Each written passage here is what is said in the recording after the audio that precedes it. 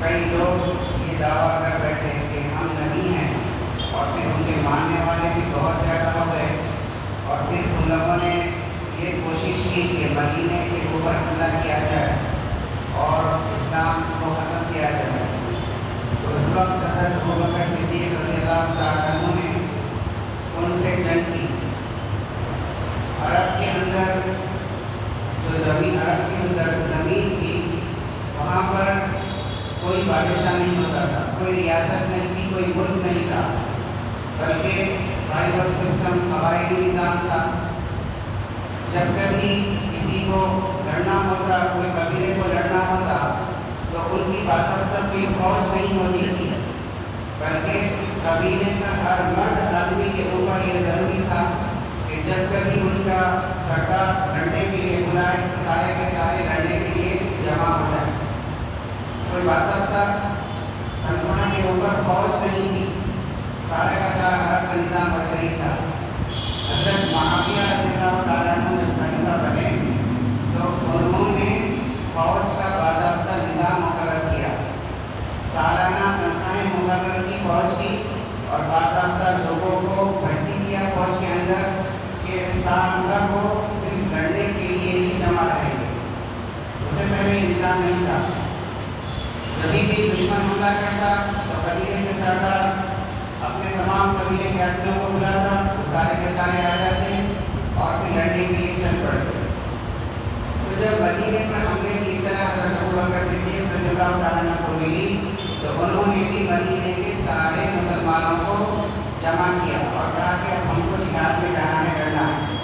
ان کے اس لشکر کے اندر حافظ لوگ بھی تھے، حفاظ بھی تھے، تو 500 سے زیادہ حفاظ اس لڑائی میں شہید ہو گئے۔ تو اس وقت حضرت عمر رضی اللہ تعالیٰ عنہ نے مشورہ کیا کہ اور بھی کئی جنگیں سر پر کھڑی ہیں، یورپ والے بھی، روم کا بادشاہ بھی مدینے کے اوپر حملہ کرنے کی تیاری کر رہا ہے، ایران میں فارسی لوگ بھی مدینے کے اوپر حملہ کرنے کی تیاری کر رہے ہیں، تو کئی جنگیں ہونے والی ہیں۔ اسی طرح اگر ہمارے حفاظ شہید ہوتے رہے تو ایسا نہ ہو کہ قرآن ہم سے ضائع ہو جائے۔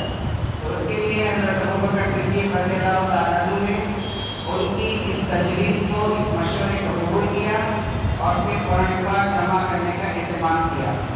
حضرت زید بن ثابت، حضرت کعب رضی اللہ تعالیٰ عنہ اور دوسرے جو حفاظ تھے، مشہور حفاظ تھے، قاری صحابہ تھے، ان سب کے ذمہ یہ کام لگایا کہ وہ روزانہ مسجد نبوی میں بیٹھے اور قرآن پاک کے جو نسخے ہیں، جو کاپیز ہیں، اس کو جمع کریں اور ایک آفیشیل حکومتی طور پر ایک قرآن کا نسخہ تیار کریں۔ پھر وہ نسخے تیار ہو گئے۔ پھر حضرت عثمان رضی اللہ تعالیٰ عنہ کا زمانہ آیا۔ اس وقت اسلامی حکومت تقریباً تمام دنیا میں پھیل چکی تھی، ایشیا کا، یورپ کا اور پھر افریقہ کا۔ تو اس وقت 3/4 حصے پر مسلمانوں کی حکومت، 50-60-70% رقبے پر، دنیا کے رقبے پر مسلمانوں کی حکومت قائم ہو گئی تھی۔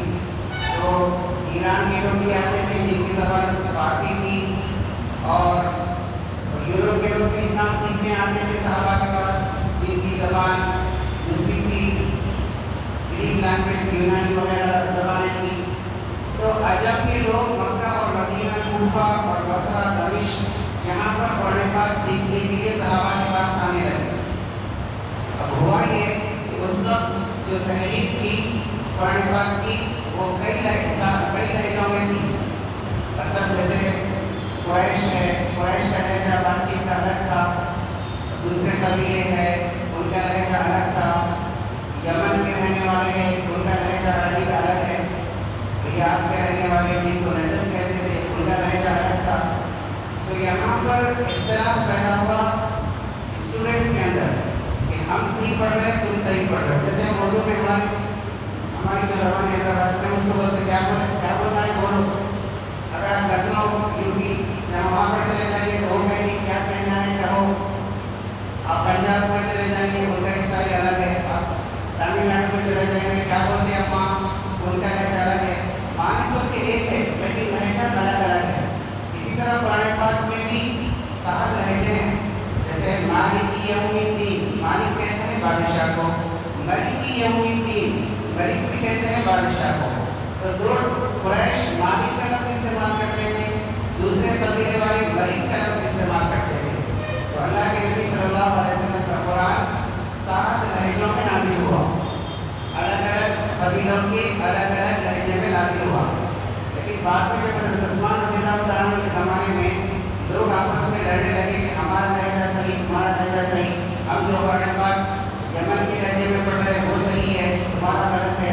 तो हज़रत उस्मान रज़ियल्लाहु तआला ने ये किया कि सारे कॉपीज़ को जमा किया, और फिर सारे कॉपीज़ को जमा किया, फिर सहाबा की राय से एक बात तय की कि कुरैश का लहजा जिनमें अल्लाह के नबी सल्लल्लाहु अलैहि वसल्लम की मादरी ज़बान है, आप सल्लल्लाहु अलैहि वसल्लम का कुरान कुरैश के लहजे में असल नाज़िल हुआ, और कुरैश तमाम अरब कबीलों के सरदार हैं, उनकी ज़बान भी तमाम कबीलों के ज़बानों की सरदार, उनका लहजा एक्सेंट भी तमाम एक्सेंट का सरदार। तो उस नुस्खे को बाकी रखा और तमाम जितने बाकी एक्सेंट थे उन सबको ख़त्म कर दिया। फिर उसकी कॉपीज़ बनाई, कुरैश के लहजे में जो कुरान गुजरा उसकी कॉपीज़ बनाई, कॉपी बना के सारे दुनिया में जहाँ जहाँ मुस्लिम हुकूमत थी सब में बड़े बड़े शहरों में एक एक कॉपी भेजा। आज भी अल्लाह के करम से कुरान पाक का वो नुस्खा 2 जगह असली हालत में मौजूद है, एक है समरकंद में ताजिकिस्तान में, और दूसरा है ताबतुबी म्यूजियम में इस्तांबुल में तुर्की के अंदर।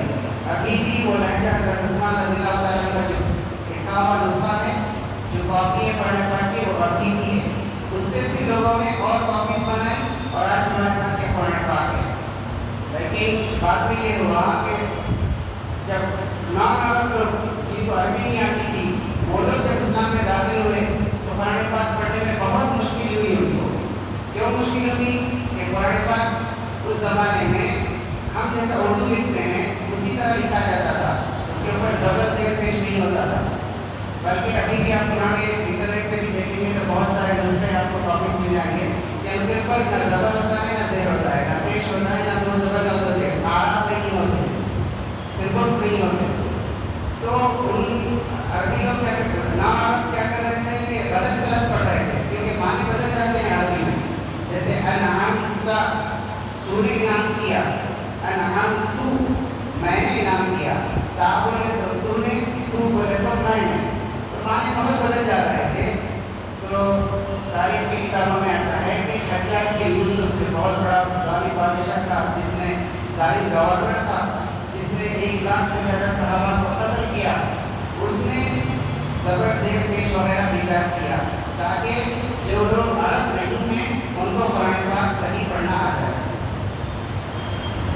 और फिर बाद में और भी जो है इसके अंदर तब्दीलियाँ हुई, आज से चंद सदी पहले, और भी इसको आसान बनाने के लिए और एक नुस्खा तैयार किया गया जिसको हम कहते हैं मजीदी नुस्खा। मजीदी कुरान जो हमारे पास जो मस्जिदों में रखा हुआ है इसको कहते हैं मजीदी। और जो अरबी ज़बान जो मदीना मुशहफ़ लिखा हुआ होता है जो अरबी लोग पढ़ते हैं उसको कहते हैं उस्मानी मुशहफ़। ये है मजीदी। मजीदी में क्या किया गया, उलमाए किराम यहाँ से 100-200 साल पहले हम लोगों को, क्योंकि हमारी जो पहली ज़बान थी आज से 100 साल पहले वो फारसी थी, तमाम हुकूमत के जितने भी खतों किताबत होते थे, ऑर्डर्स होते थे, वो सारे के सारे पर्शियन लैंग्वेज में फारसी में लिखे जाते थे। तो फारसी का फॉन्ट इस्तेमाल किया और फारसी के फॉन्ट में हमारे आसानी के लिए मजीदी नुस्खा तैयार किया। अरबी का फॉन्ट अलग है और मजीदी का फॉन्ट पर्शियन फॉन्ट के ऊपर है। तो ये कुरान पाक की एक मुख्तसर सी तारीफ थी कि कुरान पाक हम सब तक कैसे पहुँचा। अभी कुरान पाक जो है असल में पहले जो था सहाबा को मामूल था, वो था कुरान पाक पढ़ने का मंजिल का मामूल था। सहाबा जैसे सूरह बकरा से शुरू करते थे और सूरह निसा के ऊपर ख़त्म करते थे, 5 पारे पढ़ते थे एक दिन में। ऐसे ही सहाबा ने मामूल बनाया था कि कुरान पाक को 7 दिन में ख़त्म करना है, रोज़ाना एक मंजिल पढ़ते थे। तो कुरान पाक में आपको भी नीचे जो है लिखा हुआ नजर आएगा मंजिल हुई। तो ये मंजिल जो है कुरान पाक को 7 हिस्सों में तकसीम करता है। एक दिन एक मंजिल पढ़ना ही सहाबा का मामूल था।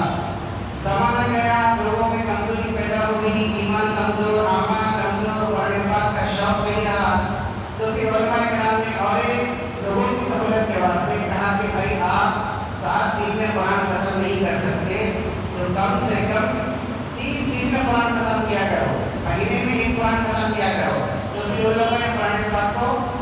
पारों में डिवाइड किया, 30 पारों में तकसीम किया, जो आज हमारे पास है। फिर बाद के उलमा ने देखा कि हुफ़ाज़ तरावी में बहुत मुश्किल हो रही है उनको तरावी पढ़ने में, कि कहाँ ठहरना, कहाँ रुकू करना, इतना रोज़ाना तिलावत करना। तो हाफिज़ों की सहूलत के लिए उन लोगों ने क्या किया, रुकू ईजाद किया, जो आज हम कहते हैं एक एक बारे में 16 रुकू, 18 रुकू, 20 रुकू होते हैं। अगर कोई हाफिज़ हर रुकू के ऊपर रुकू करे, मतलब एक रकात पढ़े, तो 27वीं शब में, 27वीं रमज़ान की 27वीं रात में उसका पूरा कुरान मुकम्मल हो जाता है, जो 540 रुकू बनते हैं। तो रुकू की ईजाद इस वजह से हुई, पारों की ईजाद इस वजह से हुई कि आम आदमी रोज़ाना कम से कम एक पारा पढ़े। लोगों में और ज़ौक़ पैदा हुआ, और कमज़ोरी पैदा हुई, ईमान और नीचे चला गया लोगों का। लोगों को एक पारा रोज़ाना पढ़ना भी बहुत मुश्किल हो गया। तो फिर उलमा किराम ने और एक तरतीब निकाली कि भाई आप रोज़ाना एक पारा नहीं पढ़ सकते, तो कम से कम रोज़ाना पाव पारा पढ़ लिया करो। तो फिर उसको कुरान पाक के एक पारे को 4 हिस्सों में तकसीम किया। एक है रुबा, मतलब पाव पारा, निस्फ, आधा पारा, सुल्स, फिर खत्म। तो कम से कम ये ज़रूरी है हर मुसलमान के ऊपर कि रोज़ाना पाव पारा पढ़ा करें। तो 4 महीने आपके एक पारे होंगे, एक पारा होगा इंशाअल्लाह। तो करेंगे ना इंशाअल्लाह, सब कम से कम पाव पारा पढ़ेंगे। रमज़ान में तो खास तौर से कई कुरान खत्म करना है, लेकिन ये जो पाव पारे की तरतीब है वो बाद रमज़ान के, रमज़ान पे नहीं है, बल्कि रमज़ान के बाद कम से कम पाव पारा पढ़ना है। अब जो हाफिज़ हैं उनके लिए ये तरतीब है कि कम से कम 3 पारा पढ़ें। पहले ज़माने में हुफ़ाज़ लोग, और अभी भी कुछ हुफ़ाज़ रोज़ाना 3 पारे पढ़ने का मामूल है। अब हाफिज़ों में भी ईमान कमज़ोर हो गया, जिस तरह के अवाम में कमज़ोर हो गया, तो फिर उनको अब ये कहा जा रहा है कि भाई तू हाफिज़ है, कम से कम एक पारा रोज़ाना पढ़ लिया कर, ताकि कुरान पाक याद रहे। कुरान एक ऐसी चीज़ है कि अगर आप पढ़ते रहेंगे तो पढ़ सकेंगे, याद रहेगा। आप पढ़ना छोड़ देंगे तो आप अलिफ पे भी भूल जाएंगे, चाहे वो देख कर पढ़ो, चाहे ये ज़बानी पढ़ो। अगर कोई हाफिज़ कुरान पाक नहीं पढ़ रहा है तो 2 साल, 3 साल, 4 साल के बाद कुरान उसके सीने से निकल जाता है। अगर कोई आदमी देख कर भी कुरान नहीं पढ़ रहा तो उसका भी यही हिसाब हो जाता है कि 5-6 साल के बाद वो देख कर नहीं पढ़ सकता, फिर उसको अलिफ बात से शुरू करना पड़ेगा। तो मतलब कुरान माने ही इसके है कि पढ़ना, पढ़ते रहना, कहाँ तक, मौत तक। जब से आपने सीखा है मौत तक कुरान पाक पढ़ते रहना, वरना सीने से निकल जाता है। क्योंकि कुरान मौजज़ा है, अल्लाह ताला का मौजज़ा है, मेरा कहना है कि कुरान पढ़ने से बाकी रहता है, पढ़ने से बाकी रहता है, नहीं पढ़ने से सीने से निकल जाता है, चाहे वो ज़बानी हो, चाहे वो देख कर पढ़ना हो। फिर जो आदमी कुरान पाक बचपन में सीखे या जवानी में सीखे, कभी भी सीखे, उसके बाद कुरान पाक पढ़ना छोड़ दे और फिर उसी हालत में मर जाए, तो फिर अल्लाह ताला क़यामत के दिन उसको अंधा उठाएंगे। तो कहेगा कि दुनिया में तो मेरी आंखें थी, आज आपने क्यों मुझे अंधा किया? तो उससे कहा जाएगा कि तूने कुरान पाक भूल गया, बचपन में पढ़ा था लेकिन बाद में जवानी में छोड़ दिया, जवानी में सीखा था लेकिन बाद में छोड़ दिया। तो क़यामत में लोग उसको देखकर पहचान नहीं देगी, वही आदमी है जो कुरान पाक भूल गया था, या चेहरे पे गोश्त नहीं होता। बहुत सारी बातें हैं उसके बारे में। अल्लाह ताला हम सब की हिफाजत फरमाए। कि कुरान पाक की तरतीब है। अब इसके अंदर आयतें हैं, आयत का मतलब है कंप्लीट सेंटेंस, एक जुमला मुकम्मल हो रहा है, उसको स्टॉप साइन भी कहते हैं, उसको कहते हैं कि आयत। यहाँ पर जुमला मुकम्मल हो रहा है, आप यहाँ पर ठहर जाए, ठहरना भी है, सांस भी तोड़ना है। बात को क्या करते हैं, ठहर जाते हैं लेकिन सांस नहीं तोड़ते। अल्हम्दुलिल्लाह ये गलत है। अल्हम्दुलिल्लाहि रब्बिल आलमीन, सांस तोड़िए और आवाज़ भी तोड़िए, दो चीज़ों में तोड़ना जरूरी है, सांस का भी और आवाज़ का भी। अब यहाँ पर एक आपका जुमला मुकम्मल हुआ, अर्रहमानिर रहीम, एक आयत मुकम्मल हुई। बाज़ मतलब क्या होता है कुरान पाक के अंदर लाम अलिफ आयत के दरमियान में लिखा हुआ होता है, उसका मतलब है कि यहाँ पर मत धरी, क्योंकि पहले ज़माने में लोग वहाँ पर ठहर जाया करते थे तो माने बदल जाते थे, तो उनकी सहूलत के लिए लिखा गया कि यहाँ पर मत फैलिए। फिर बाज़ मरतबा छोटा जीम, छोटा क़ और सौदाम वगैरह ज़रा है, ये जो है निशानी भी कुरान पाक की आयत के बीच में होती हैं, तो उसमें आप बाज़ जगह